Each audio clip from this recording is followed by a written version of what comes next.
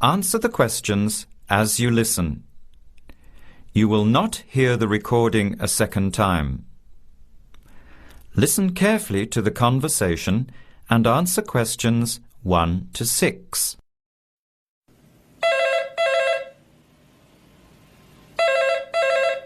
Hello. Hello.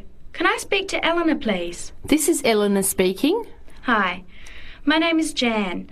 I'm calling about the car that was advertised on the notice board in the Student Union building. Is it still for sale? Yes, it is. Your ad says it's a 1985 Celica, in good condition. It's old, but it has been well looked after. My family has had the car for 10 years. I'm just the third owner and my mother had it before me, so we know its history. We've got all the receipts and records. It's had regular maintenance and the brakes were done last year. It runs really well but looks its age. Why are you selling it, by the way? Well, I'm going overseas next month to study. I'll be away for at least 2 years, so I have to sell it. Unfortunately, it's been a good car. You want $1,500, is that right? I was asking $2,000, but since I need to sell it quickly, I've reduced the price. Would you like to come and take it for a drive? I don't live far from the university. Yes, I'd like to have a look. What time would suit you? Any time this evening is fine. Well, I finish classes at 6 o'clock. How about straight after that? Say 6:30? Great, I'll give you directions. When you leave the main gate of the university, turn left on South Road and keep going until you get to the Grand Cinema. Take the first right, that's Princess Street. I'm at number 88 on the right. So it's 80 Princess Street? No, it's 88 Princess Street and the suburb is Parkwood. You'll see the car parked in front. It's the red one with the for sale sign on it. OK, thanks Eleanor. I'll see you later. Bye. Before you hear the rest of the conversation, you have some time to look at questions 7 to 10.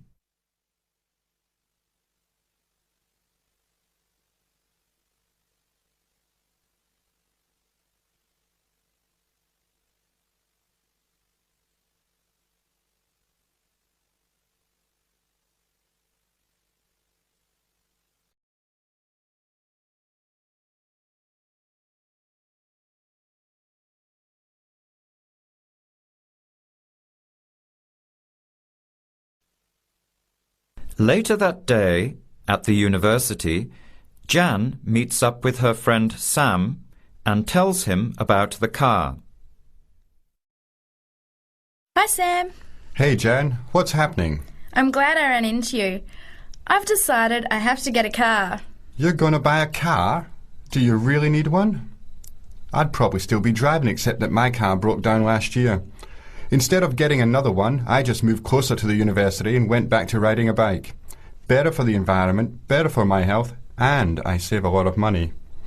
Did it really cost that much? Well, when you think of registration, insurance, rising petrol costs, parking plus maintenance and repairs, it adds up. I know it's going to be expensive, but I really need my own transportation. It takes half an hour by bus each way to university as it is. But now I'm working at night in the city. There's no way I want to hang around waiting for a bus late at night, then walk 3 blocks home alone. Hey, I think you've got a point there. So what kind of car are you looking at? It's an 85 Celica, same kind as I used to have. The owner's asking $1,500. That's pretty old. How many kilometres has it done? You know, I forgot to ask. I'll have to check tonight when I go to see it. Would you be able to come with me to have a look? At about 6:30? Sure, I'll come, but I don't know a lot about cars. I do know one thing, though. I wouldn't buy an old car without having a mechanic look at it first. That's a good idea. But won't it cost a lot? Not really. You can get a check done through the Automobile Association for $80, and it comes with a report on the condition of the car. It can save you a lot of money in the long run. I'll keep that in mind. So we have to get to Parkwood at 6:30. Do you want to take the bus? It goes straight down South Road every 15 minutes. Or maybe we could walk. I don't think it's that far. Actually, I could borrow my roommate's motorbike for an hour or so. He's working all evening in the library.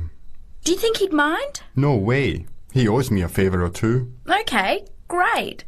See you at 6, outside the student centre. That is the end of part 1. You now have half a minute to check your answers.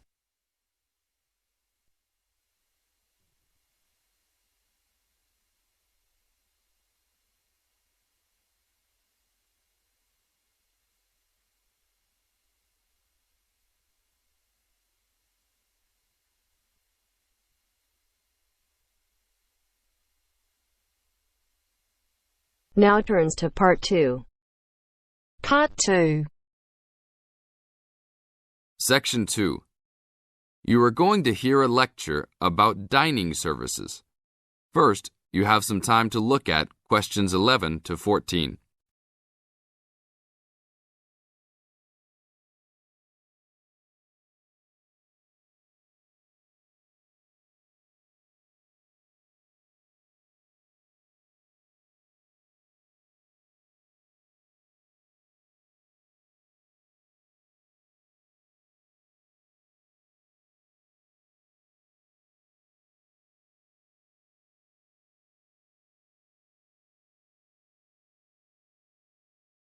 Now listen to the tape and answer questions 11 to 14. Welcome to the Dining Commons. This is the newest facility on campus, and I'm proud to say, also one of the best. I know that all university students miss eating home-cooked food. Well, this year, we are hoping to provide students with food and services that will make you feel at home, even without your family. The administration has been listening to the voice of the students. Students gave us frequent suggestions last year as to how we could improve the university. One of the most frequent suggestions was improving the dining options. We have been working hard all summer to come up with ideas that will make student life in the dormitories more pleasant. One of the new options we are offering in the dining facilities is variety in student meals.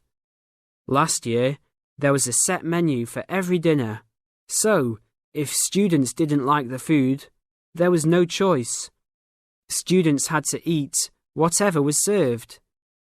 But this new dining facility has 3 completely unique areas, each with a different theme. At every meal, there will be 3 options for students to choose from.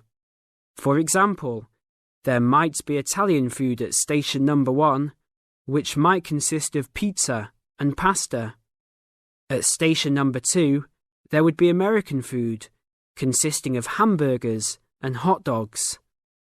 At station number 3, there could be vegetarian soups and salads, accommodating all the vegetarians.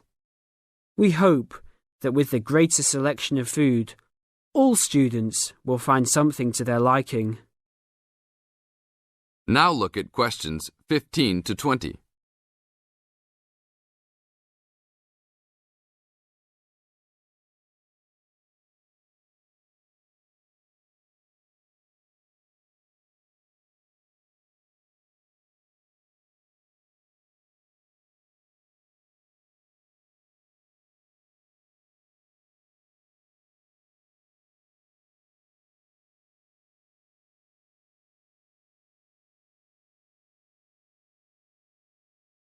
Now listen to the tape and answer questions 15 to 20. Not only will students have more options, the food will also be better. Each section of the facility will have a head chef. These are real chefs that have been trained in culinary school and have been hired specifically by the school to work in the dining facilities. All of the chefs have a speciality. The school is hoping that these chefs will prepare better tasting and more nutritious food.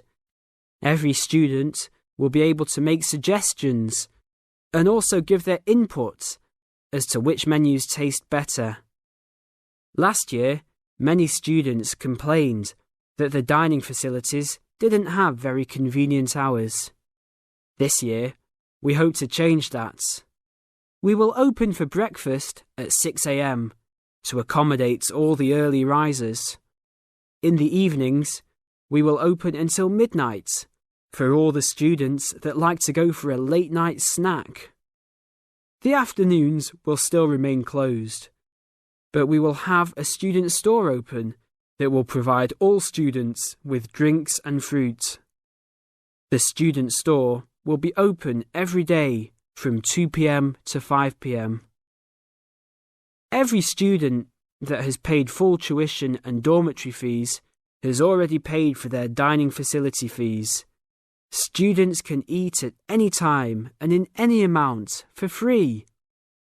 If you are a student that does not live in a dormitory, you can still purchase a dining facility card. This card will entitle you to the full services of the dining facility. This card is available only for students and is not open to the general public. If you are not a student and wish to dine here, you must purchase meals at the door. There are a few rules to follow.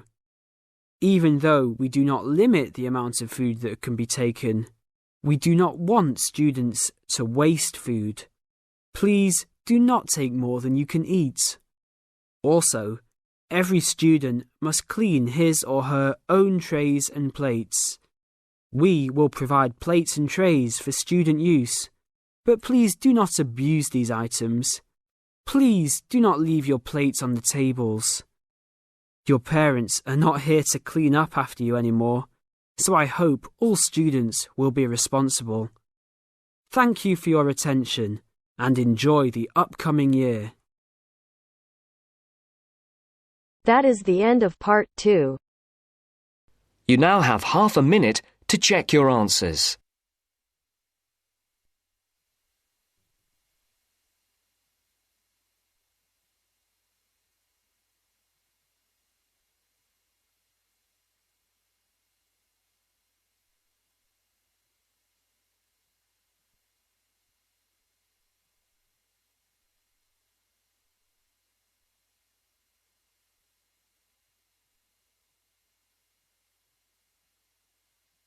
Now turns to part 3. Part 3. You'll hear a woman calling Laverton Arts Centre for some information. First, you have some time to look at questions 21 to 26.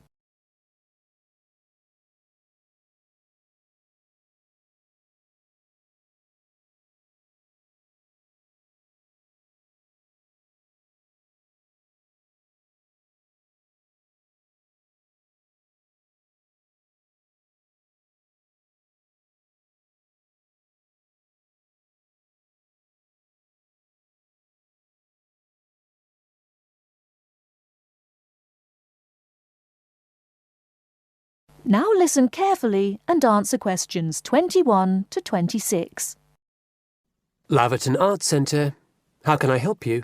Hello. I've been to the Arts Centre a few times recently, and I understand you have this scheme for regular visitors. The Friends of Laverton Arts Centre. Yes, that's right. I wonder if you could tell me a little about it. I mean, how much it costs and what benefits it offers, things like that. Certainly. Well, first of all, the good news is that we've recently changed the scheme. It used to cost £15 a year, but now it's free. All you have to do is fill in an application form. You can either come to the Arts Centre and do that here, or you can go to our website and apply online. And so what are the benefits of joining? There are actually quite a few. As a friend of Laverton Arts Centre, you'll receive a newsletter every 3 months with information on all the forthcoming events. That sounds useful. You also get priority booking for shows and concerts in the main theatre. Can you explain how that works exactly? Yes. What that means is that when tickets go on sale, for the first 2 days they're only available to friends of the Arts Centre. So, as long as you book early, you can make sure you get seats. Great. Do you ever offer discounts to friends of the centre? Under the old system, when you had to pay to be a member, we did. Under the new system, there won't be any discounts for shows in the main theatre or films at the Arts Cinema. Having said that, we will be offering some discounts to members for performances in the small theatre. There'll be information about this in each issue of the newsletter. I suppose I can find that information online as well, can I? Absolutely. Actually, we're redoing our website at the moment. Right now, there actually isn't a special section for Friends of the Arts Centre on the website. Once the site's been redesigned, there will be. You'll be able to put in your username and password and enter a special section just for you. It sounds excellent. Are there any requirements, though? I mean, as a member, do I have to do anything? Yes, sorry, I forgot to mention that. There are no formal requirements at all, though obviously we have this scheme to encourage people to attend events here regularly. So we ask that you attend at least 4 events a year, whatever they are, if you possibly can. Nobody's going to count, though, and it's totally up to you. That sounds fair enough.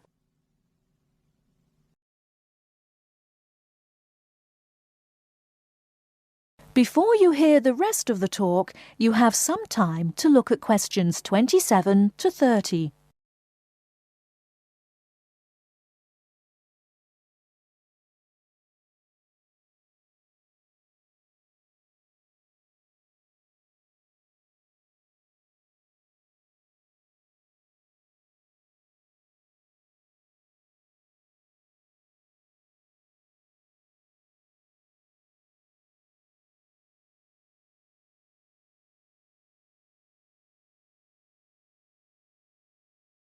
Now listen and answer questions 27 to 30. While you're here, we're actually conducting a short survey of people who phone up the Arts Centre. Would you mind if I asked you a few questions? It'll only take a couple of minutes. Sure, no problem. Thanks a lot. So, how many times have you visited Laverton Arts Centre in the last 6 months? Well, I've only lived in the area for the last 4 months, so not that many times. 3, I suppose. Yes, that's right. Fine. And how did you first find out about the Arts Centre? Let me think. Oh, yes, a friend invited me to a concert, and I came with her. Have you ever seen a film at the Arts Cinema here? No, I haven't, to be honest. In fact, until you mentioned it earlier, I didn't realise you even had a cinema. One more question. If we offered a free tour of the Arts Centre, including things such as going backstage to look at the dressing rooms, would you be interested in going on it? Oh, yes, definitely. I think a tour like that would be very interesting. I'd even pay for it. That's great. Thank you very much for your time. Thank you.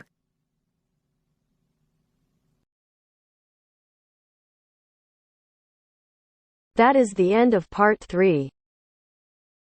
You now have half a minute to check your answers.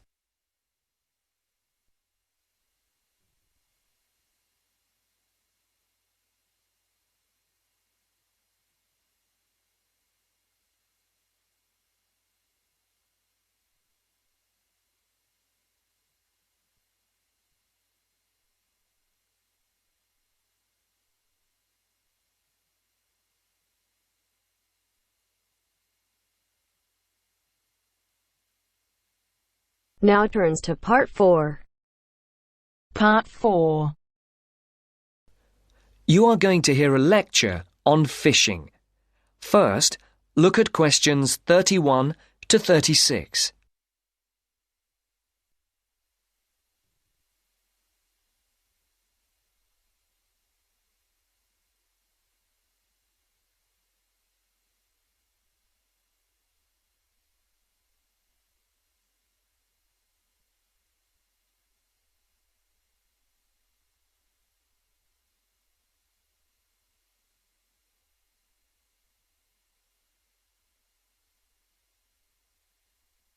As you can see, there are 4 alternative answers, A, B, C and D, for each question. Decide which alternative is the most suitable answer and circle the correct letter. Good morning again, ladies and gentlemen, and in case you've forgotten, my name is Dr. North from the Marine Habitat Research Unit at the university, and I'm going to continue from the lecture that I gave a fortnight ago on humankind's relationship with the sea from a historical point of view, and also on attitudes to different types of fishing. In today's talk, I would like to focus on the current problems in the fishing industry in Europe, and in particular, the present scarcity of marine fish. As with the last lecture, I've placed a book list, a few relevant articles, and a copy of this lecture on the department website. A statistic to begin with. Since the 1970s, stocks of the most heavily fished species have fallen, on average, by 90%. And why has this happened? Well, there's a chain of events which begins with the demographic changes that have taken place in the world over the last century.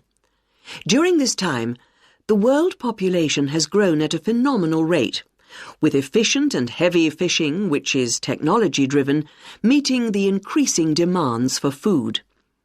As a consequence, many fishing stocks in the European waters, from the Atlantic to the North Sea and the Mediterranean, are now on the verge of collapse.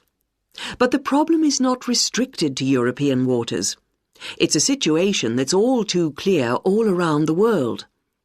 Fish stocks in the Pacific Ocean, for example, are now on the verge of collapse due to a combination of overfishing and natural changes in ocean ecology. And there's another reason behind the increased demand for fish, and that is the changes in the eating patterns of different countries. Certain countries have a long tradition of fishing, for example, the southern European countries, but eating patterns have changed in countries like the United Kingdom, where fish was once considered as food for the poor rather than the rich. People have been turning to fish as a cheap and healthy alternative to meat, driving up demand and depleting stocks. Food scares like BSE and foot and mouth disease have also driven people away from eating meat, which again is invariably replaced by fish. Before the speaker continues, look at questions 37 to 40.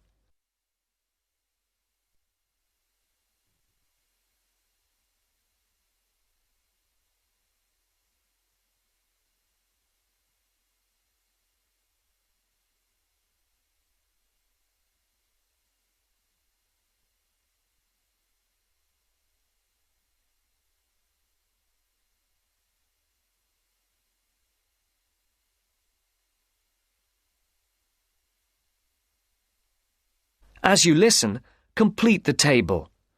Write no more than 3 words for each answer. Another important reason is that a sizable proportion of the catch from modern trawlers or fishing boats is thrown away. Nets quite often land fish that are not wanted and which are thrown back into the sea dead. Discarded nets and other traps are responsible for the deaths of many fish. Our seas, like the rest of our environment, are littered with rubbish, which also destroys lots of fish. And fish are also being changed by the chemicals dumped into the oceans, as well as by overfishing, so the size of certain species is decreasing. More then have to be fished to produce a decent catch. And the solution? Well, there has to be more than one answer to the problem. Fish farms provide a partial solution, but the quality of the fish is usually inferior to those in the wild. Reducing the amount of fish that any one trawler or fishing boat is allowed to land is the most effective, but also the most unpopular measure. Countries in Europe like Spain rely heavily on fishing, and are naturally against any step which restricts their catch. But if the depletion of fishing stocks continues, there will be no fish left to fish. Take the disappearance of cod from the Great Banks off Newfoundland, which was once the richest cod fishing area in the Atlantic.